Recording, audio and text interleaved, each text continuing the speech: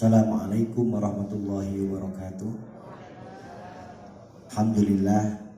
Alhamdulillahilladzi amadal Islam bi ilmil ulama.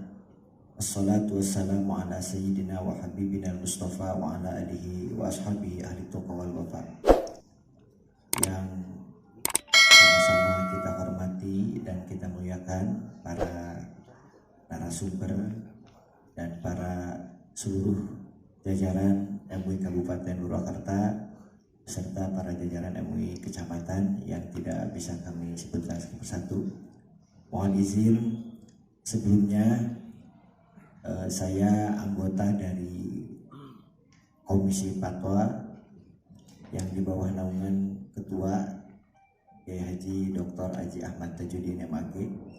Sebetulnya saya merasa tidak pantas untuk menerjemahkan kitab tasawuf yang dikarang oleh ulama besar Syekh Baing Yusuf. Pertama karena saya jauh dari kata sufi. Secara usia seharusnya Ustaz Burhan ini yang menerjemahkan kitab tasawuf, karena beliau usianya 45 tahun, saya 30 tahun. Jadi jauh bayana sama wasumur gitu ya. Tapi mohon izin dengan kerendahan hati saya akan sedikit mengulas apa yang menjadi pemikiran Syekh Baing Yusuf dalam ilmu tasawuf.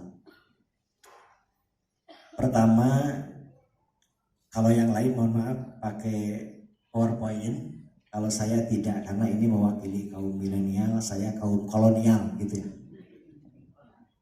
Pertama, Syekh Baing Yusuf mengawali pemikirannya dengan kata-kata ya kulla mukallafin alladzina yarjuna ila sa'adatil akhirah. Wahai orang-orang yang dibebani hukum Allah yang mengarah terhadap kesenangan akhirat. Ini dari pemulaan kalimat saja sudah menjadi bahan pemikiran yang begitu mendalam. Orang yang mencari kesenangan akhirat. Kalau kita kan ya di akhirat ingin senang, di dunia juga begitu ya. Ini menunjukkan bahwa ilmu tasawuf itu menurut Imam Ghazali disebut dengan faurah ruhaniyah atau revolusi ruhani. Kita tahu kalau mendengar kata revolusi itu biasanya dengan hal yang ekstrim atau radikal. Nah, ini memang tasawuf itu revolusi untuk ruhani kita atau spiritual kita. Maka nanti di bab-bab yang akan dibahas walaupun sedikit, kalimat-kalimat yang dicatat, yang dinaungkan oleh Syekh Baing Yusuf itu sangat ketat sekali. Seperti pertama, ini letternya saja, saya akan bacakan sedikit. Ari maneh teh wajib kudu ngaraksa badan sumawona anggahota maneh anu tujuh. Ini kalau di dalam bahasa Arab mungkin kaum-kaum sarungan atau orang-orang pesantren memaknainya lebih enak. Apa yang dimaksud dengan anggahota badan maneh anu tujuh ini bahasa asli beliau. Pertama, maneh kudu ngaraksa tina doraka biji tina mata. Kudu ngaraksa tina doraka mata. Kadua kudu ngaraksa tina doraka ceuli. Katilu kudu ngaraksa tina doraka beteung. Kaopat kedah ngaraksa tina doraka parji. Kalima ngaraksa tina doraka suku. Kagenep doraka tina ngaraksa lisan. Katujuh ngaraksa tina doraka panangan. Nah, itu sudah menjadi gambaran bahwa Syekh Baing Yusuf pertama dalam kajian tasawufnya yang dihitobi adalah hitob taklifnya dulu. tidak atau belum mengurusi ahwalul qulub. Padahal kita tahu tujuan ilmu tasawuf itu kan tasawwuful insan an kaduratil basyariyah, membersihkan manusia dari kotoran-kotoran sifat manusiawi. Tapi di sini Syekh Baing Yusuf menjelaskan tentang hitop taklif dulu.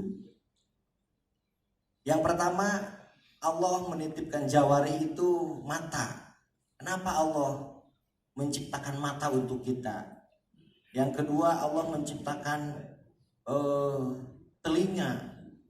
Yang ketiga, menciptakan perut, dan selanjutnya. Itu dikupas tuntas oleh Syekh Baing Yusuf. Ini saya bacakan satu saja karena waktu ya. Contoh yang kedua, Allah menciptakan mata, kata Syekh Baing Yusuf begini, kade ulah dipakai nyeung muda belia. Ini bahasanya bahasa asli dari beliau. Nyeung itu kan kalau bahasa sekarang ningali, molotot. Kade ulah dipakai nyeung muda belia.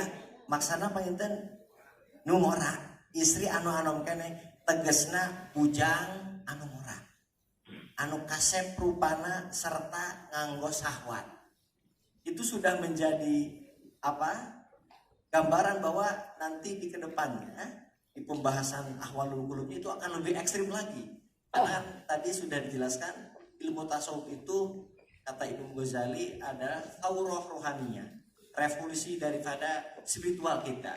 Jadi jangan tersinggung apa yang dikatakan oleh Syekh Baing Yusuf, apapun itu pendalamannya adalah pendalaman tasawuf. Yang kedua, kenapa Allah, ini salah satunya saja, menciptakan lisan. Kenapa Allah menciptakan lisan? Lisan Allah ciptakan kade lain jang ngupat. Nah ini biasanya kalau ngupat-ngupat ini hobinya ibu-ibu ya. Karena ngupat teh eta teh dosa anu gede, anu sok dianggap enteng. Teu karaos sajam satengah ngobrolkeun batur, anu asana teh dosana teh leutik. Nah oleh Syekh Baing Yusuf disebutkan dosa ngupat teh sering dianggap enteng. Ngomongkeun bae, ngadengekeun bae kagorengan batur eta sarua dosana. Ngomongkeun ngadengekeun kagorengan batur eta sarua dosana. Ini kalau dalam maqalah Imam Ghazali yang disyarhi oleh Syekh Ihsan Jampas dalam kitab Minhajul Abidin, ini didefinisikan bahwa yang namanya ngupat atau ghibah yaitu zikru ghairi idza sami'a yukrah, menyebutkan orang lain atau membicarakan orang lain apabila orang tersebut mendengarnya pasti akan membencinya. Nah, itu oleh Syekh Baing Yusuf pun sama pendekatannya, sama dengan apa yang telah disantumkan oleh Imam Ghazali. Karena saya teliti dari awal sampai akhir, ini dalam tasawufnya Baing Yusuf selalu mengutip maqalah Imam Ghazali. Tidak ada ulama tasawuf yang lain. Dan kita tahu bahwa Imam Ghazali itu sebelum jadi ahli tasawuf itu beliau sebagai ahli filsafat. Karena 2 tahun terakhir sebelum meninggal beliau mengarang 3 kitab. Pertama Ayyuhal Walad, yang kedua Minhajul Abidin, dan yang ketiga Ihya Ulumuddin. Kita sering dengar yang baca itu Ihya Ulumuddin, ya, kitab Ihya Ulumuddin katanya. Masa ada mudopileh, ya, asa mudopileh, ayam mudopileh ropa gitu ya. Ihya Ulumuddin, karena Ihya Ulumuddin. Selanjutnya yang dibahas oleh Syekh Baing Yusuf ini disingkat saja. Yang terakhir yaitu Allah menciptakan farji. Kenapa Allah menciptakan farji? Ini banyak disebutkan. Banyak disebut, tapi saya sebutkan satu saja. Bahwa kenapa Allah menciptakan farji, yaitu supaya Allah menguji manusia. Apakah titipan farji tersebut bisa dijaga atau tidak? Karena beliau mengutip juga salah satu ayat, yaitu A'udzubillahi minasyaitonirrajim walladzina hum li furujihim hafidun. sebagai tanda-tanda orang yang beriman. Selanjutnya, ini bagian kedua sama. Saya Bang Yusuf mengawali bagian kedua atau pasal kedua dengan kalimat yang sama. Hei jalmi-jalmi anu kataklip, anu nuju atanapi anu mengharapkan kesenangan akhirat. Karena kan kalau ilmu tasawuf sebenarnya sudah jangan membicarakan duniawi sebenarnya. Makanya saya ini merasa malu karena saya pun masih suka lah terhadap dunia ini. Tapi harus membicarakan kajian sufinya saya Bang Yusuf. Seharusnya Ustaz Burhan atau bangsa kesepuhan Aang gitu ya. Pertama, bagian kedua, kata Syekh Bang Yusuf, satemen-temen anjeun anu ngarepkeun kana kabagjaan akhirat kedah ngaraksa tina ahwal hate. Atanapi kudu ngaraksa tina maksiat batin. Tegasna doraka na jero hate. Nah, ieu mulai Syekh Bang Yusuf mulai membahas tentang ilmu tasawufnya. Karena ilmu tasawuf itu hubungannya dengan hati. Ilmu tasawuf itu hubungannya bukan dengan, tidak ada hubungannya dengan kasratul ibadah. Orang yang ibadahnya banyak atau sering atau rajin belum tentu sufi. Atau ilmu tasawuf itu tidak ada hubungannya dengan orang yang qiyamul lailnya sering, sedekahnya banyak, ada tetangga meninggal, sosialnya baik, ada orang yang butuh pertolongan, ditolong, tidak ada hubungannya ilmu tasawuf dengan itu. Tapi orang sufi pasti seperti itu. Karena yang dimaksud dengan tasawuf itu adalah urusannya dengan pembersihan hati. Nah, oleh Syekh Bang Yusuf ini mengutip dari Imamul Ghazali yang tertera dalam kitab Al-Arba'in fi Usuluddin. Ada 10 yang harus kita jaga. Ini mulai masuk terhadap ilmu ahwalul qalbi. Yang pertama yang harus kita jaga dalam diri kita, kata Syekh Bang Yusuf, ini kalau bahasa aslinya mimiti. Mimiti nu kedah dijaga ku urang teh kasratu ta'am. Ulah loba teuing dahar. Nah, ini masalah. Jadi sekarang karena kajiannya tasawuf, habis ini jangan makan ya. Baik kan teu disuruhannya. Teu aya cai-cai acan. Alhamdulillah sih. Ini disetting oleh panitia sepertinya ya. Halo dong, masya Allah. Ya disimpuringnya di dia aya masya Allah. Ini beda tipis antara tasawuf dan tasanggup ini ya. Tasanggup membiayai acara ini mungkin. Pertama kata beliau harus menjaga dari banyak makan, atau kalau bahasa dia resep ngalobakeun kahakanan begitu. Kan kita tahu kan analoginya begini. Kalau orang banyak makan, tidak kasurol ta'am, kasurol kasal, betul? Orang yang banyak makan itu pasti banyak malas, maka tidak boleh banyak makan.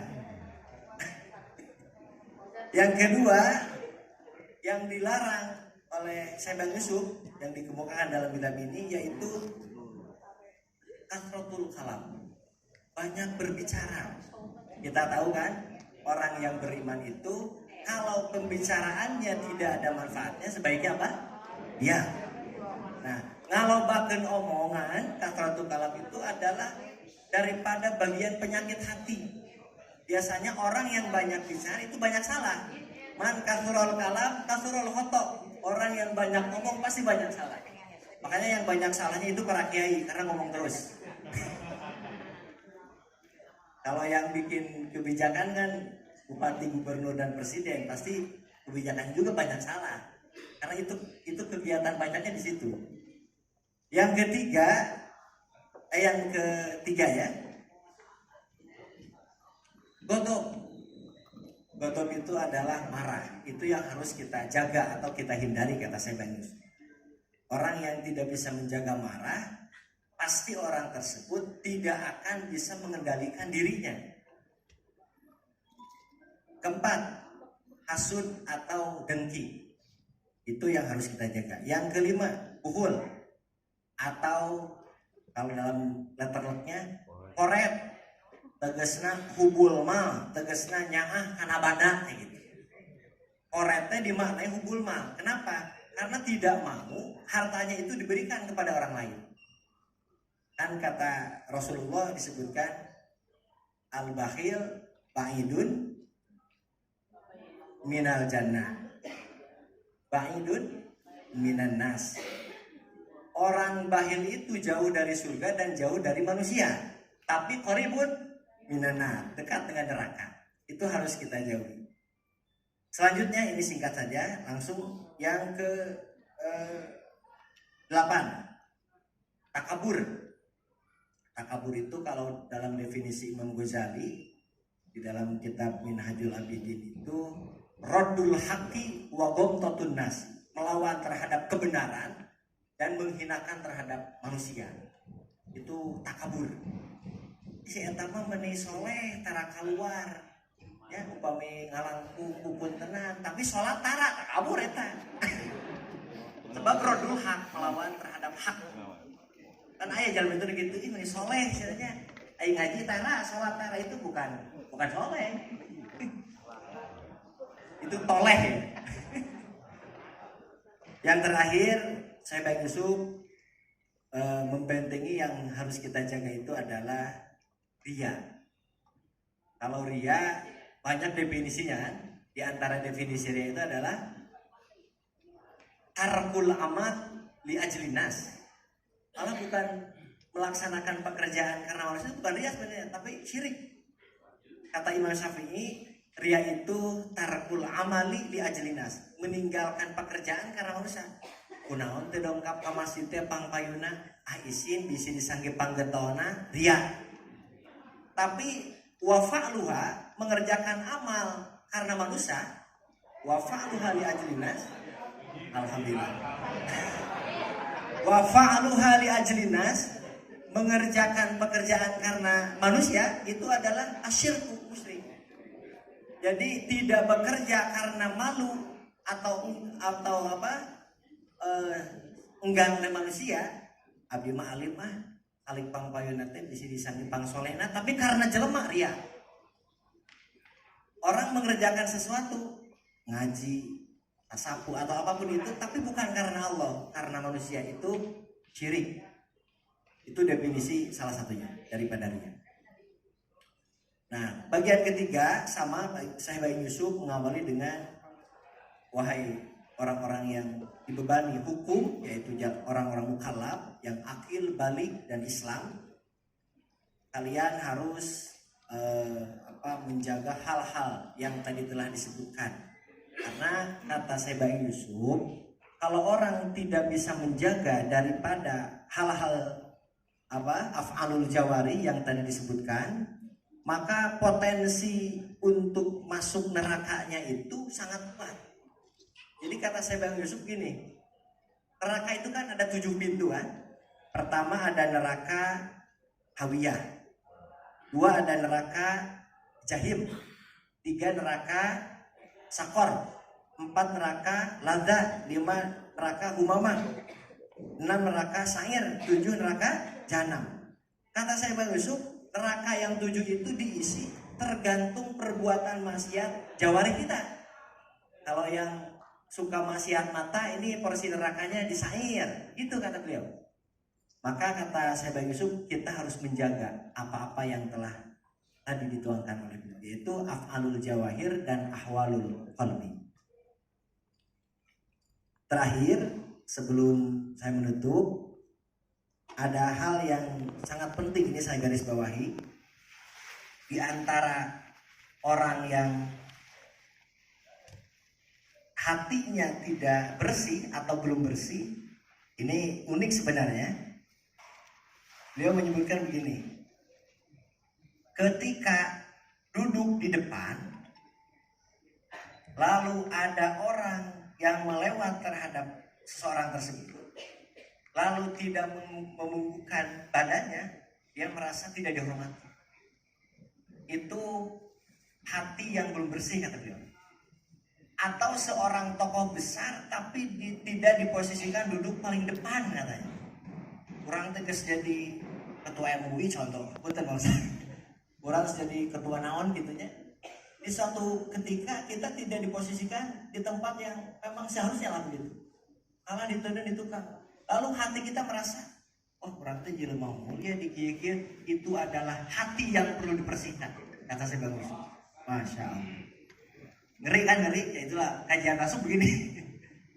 Itu adalah apa kesimpulan daripada rangkaian-rangkaian yang telah dituangkan oleh Syekh Bang Yusuf. Yang terakhir, Syekh Bang Yusuf ini saya persingkat saja mengutip salah satu makalahnya dengan pembagian ulama. Ya, pembagian ulama itu ada ulama dunia, ada ulama akhirat, sama dengan dalam kitab Minhajul Abidin pun sama.